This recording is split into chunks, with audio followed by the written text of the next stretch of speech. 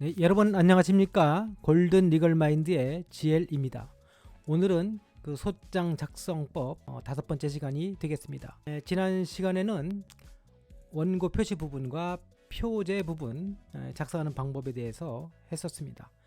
오늘은 그 이어서 원고 주소 표시를 잘못해서 문제가 되었던 사안들, 그리고 그것을 또 어떻게 해결했는지, 해결되었던 그 사례들에 대해서 조금 살펴보고, 시간이 조금 더 된다면 나머지 원고 표시 부분에 대해서 설명을 마치도록 하겠습니다.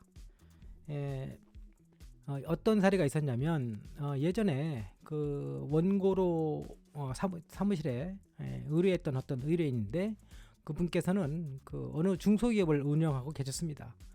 근데 그분께서 사건을 의뢰할 때 변호사 사무실에 자신의 그 주소지로 자신의 그 사업장 주소지를 알려주었습니다. 사업장 주소니까 자신의 주민등록 초본상의 주소는 아닐 것입니다. 그래서 이를 그대로 믿은 그 변호사는 소장에 그 사업장 주소지를 그 의뢰인의 그 주소지로 그대로 기재해서 소송이 진행되었습니다. 그러니까 송달은 꾸준히 되었기 때문에 소송은 어렵지 않게 진행이 되었었고요. 그래서 다행히도 그 소송 결과가 좋아서 그 의뢰인의 승소로 판결이 내려졌습니다.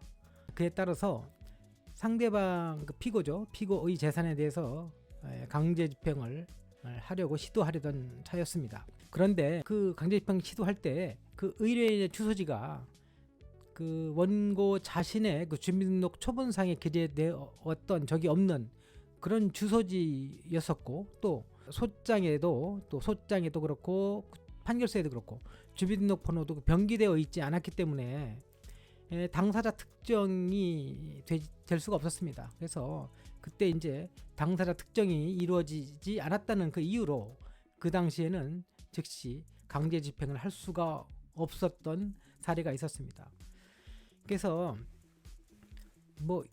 위 사안에서 의뢰인이 알려준 주소지는 아까 말씀드렸다시피 자신의 사업장 주소지였습니다. 그래서 이 경우에는 어렵게 어떻게 해결했냐면, 그분께서 법인 사업자였기 때문에 자신의 법인 사업자 번호와 그 법인 사업자 번호에 관련되어 있는 여러 서류가 있을 것입니다.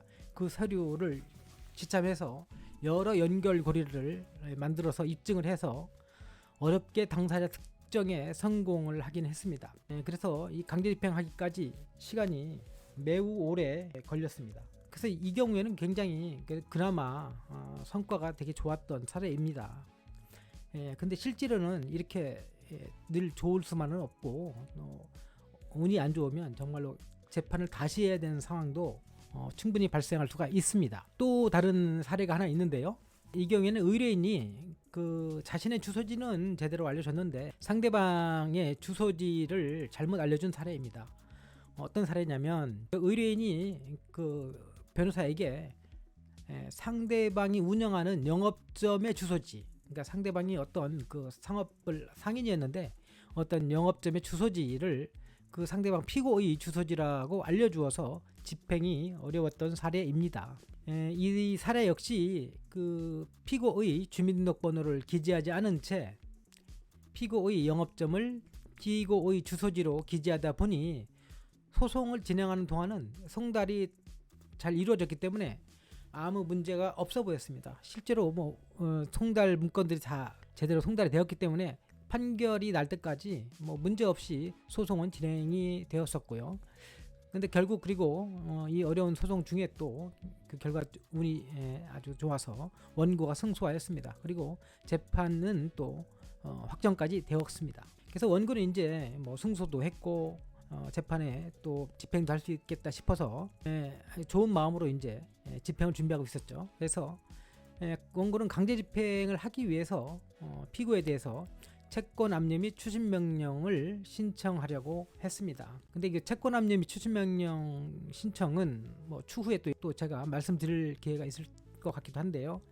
그 관할 법원이 피고의 주소지가 관할입니다. 그래서 피고의 주소지가 어딘지를 알 수 있는 그런 자료를 제출하게 되어 있는데, 따라서 당연히 피고의 주민등록 초본이 첨부되어야 하는 그런 사건입니다. 법인 같은 경우에는 뭐 주민등록 초본이라는 것이 없으니까 주민등록 초본을 첨부할 필요가 없지만 상대가 이제 자연인일 경우에는 주민등록 초본을 반드시 첨부해서 채권압류 및 추심명령을 신청해야 되는 것입니다.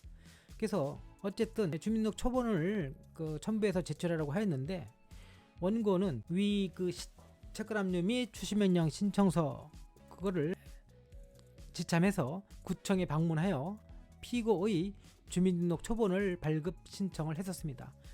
보통 이제 피고 주민등록 초본을 어떻게 발급 신청하냐면요. 채권압류 및 추심명령 신청서를 다 완성본을 다 만들어 갑니다. 만들어 가고 거기에 첨부 서류 쓰는 난에 채무자의 주민등록표 초본 그 내용을 첨부한다는 내용을 써서 가지고 가면 구청에서는 그것을 보고 또 거기에 집행 권한인 판결서가 있는 것을 판결 정본이 있는 것을 보고 주민등록 초본을 발급해 줍니다.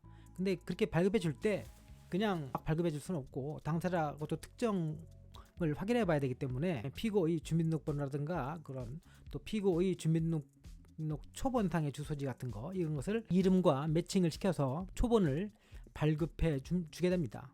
그래서 어쨌든 이 사안에서도 구청은 초본 발급을 위해서 피고의 이름과 주소지를 대조해보는 과정을 밟았습니다. 그런데 위 주소지는 피고의 주민등록 초본에 등재되었던 적이 없는 주소지였기 때문에 피고와 연결이 되지 아니하였습니다. 그럴 확률이 높죠. 왜냐하면 이 사람 피고라는 사람은 자신의 본 집이 있을 것이고 아마 대부분의 경우에 자기 살고 있는 그 본 집을 주민등록표 초본상의 주소지로 보통 할 것입니다.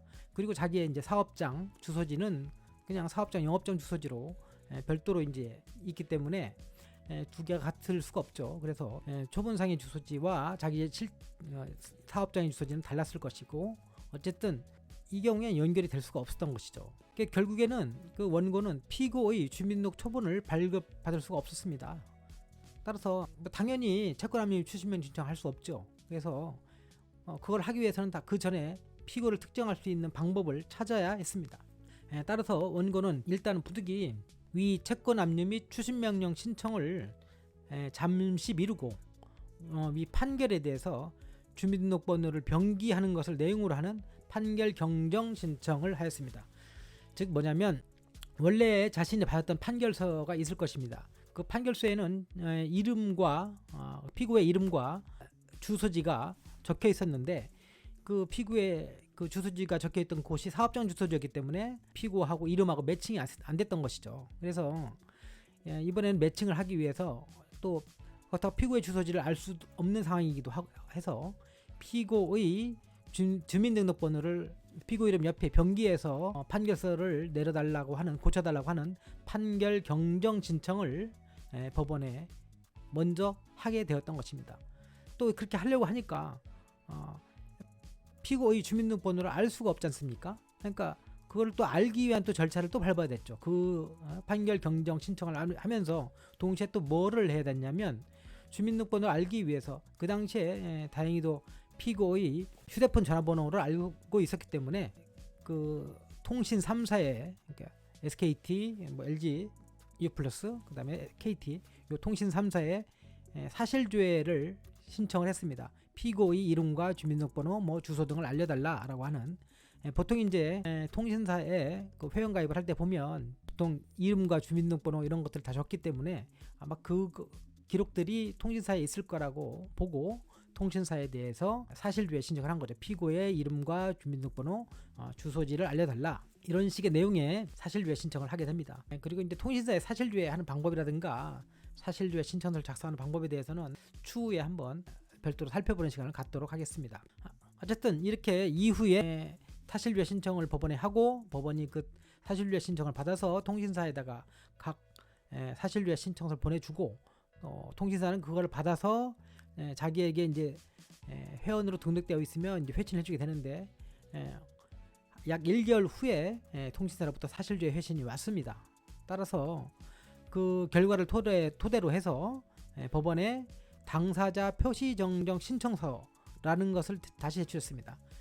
즉 뭐냐면 이전에 당사자 표시는 원고와 주소지만 적혀 있었죠. 그런데 이번에 우리가 하는 것은 원고 옆에 주민등록번호를 병기하는 걸로 경정을 하는 거니까 경정을 또 하기 위해서 당사자도 표시정정 신청서를 작성한 것이죠.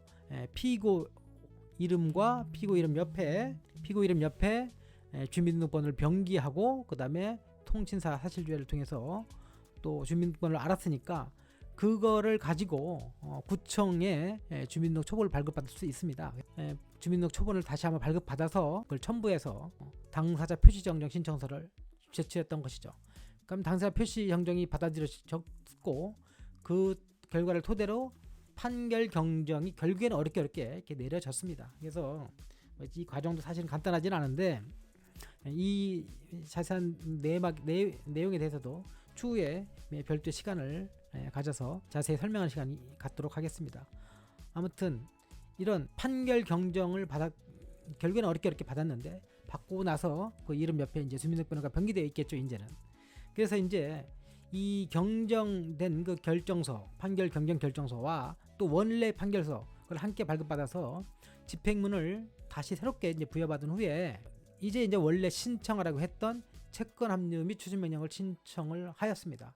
이때는 이제 주민등록번호를 알고 하는 것이기 때문에 피고의 주민등록번호 초본을 발급받을 수가 있었습니다. 그래서 채권 합류 추진 명령 결정까지 결국에는 내려졌습니다. 그런데 그 사이에 어떤 일이 있었냐면 여러 이제 절차들을 밟는 사이에 시간이 몇 개월이 흘렀을 것입니다.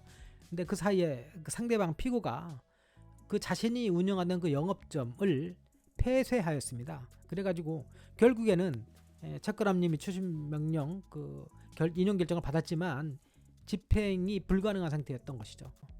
이 사안은 그 초기에 소장 작성 시에 상대방에 대한 주민등록번호나 상대방의 주민등록 초본상의 주소지를 정확히 기재했었더라면 집행까지 모두 순조롭게 할 수 있었을 것입니다. 그래서 원고는 자기가 받고 싶었던 그 채권, 그 돈을 다 만족을 얻을 수 있었을 것인데 처음에 그거를 주민등록번호 기재하는 걸 소홀히 해서 결국에는 집행이 불능되고 채권을 회수하지 못했다는 점에서 커다란 아쉬움이 남습니다.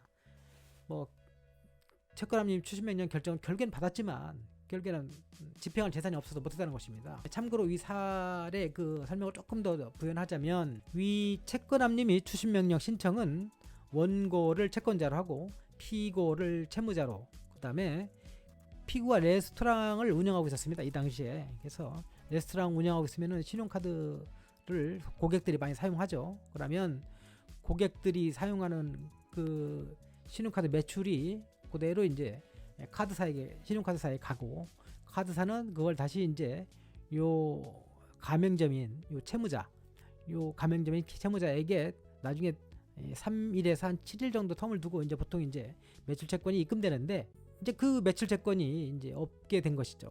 그래서 원래는 이렇게 해서 그 신용카드 매출 채권에 대해서 압류 명령 했었고 그게 제대로 됐다라면 아마 전부 채권을 만족받았을 것인데 이렇게 나중에 추후에 영업점이 폐쇄되는 이런 문제가 생겨서 결국에는 카드 매출 채권이 없기 때문에 집행할 채권액이 없어서 채권을 집행하지 못했던 이런 안타까운 사례가 있습니다.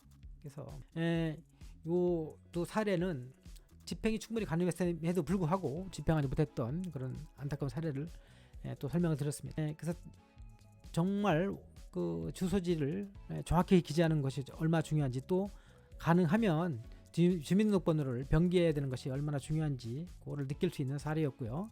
다음 시간에는 그 원고 표시를 조금 더 자세하게 설명을 드리고, 그 다음에 원고가 여러 명일 때는 어떻게 할 것인지 그 내용하고, 그 다음에 그냥 부과해서 일반적인 이런 대여금 사건 말고 일반적인 사건에서 그 판결서에는 어떻게 표시하는지 그런 내용까지 할 수 있으면 같이 설명을 드리도록 하겠습니다. 어쨌든 오늘 긴 시간 들어주셔서 감사하고요. 구독과 좋아요 눌러주셔서 이 영상을 찍는데 힘이 낼 수 있도록 도와주셨으면 감사하겠습니다. 오늘 긴 말씀 드려서 감사합니다. 다음 시간에 또 뵙겠습니다. 안녕히 계십시오.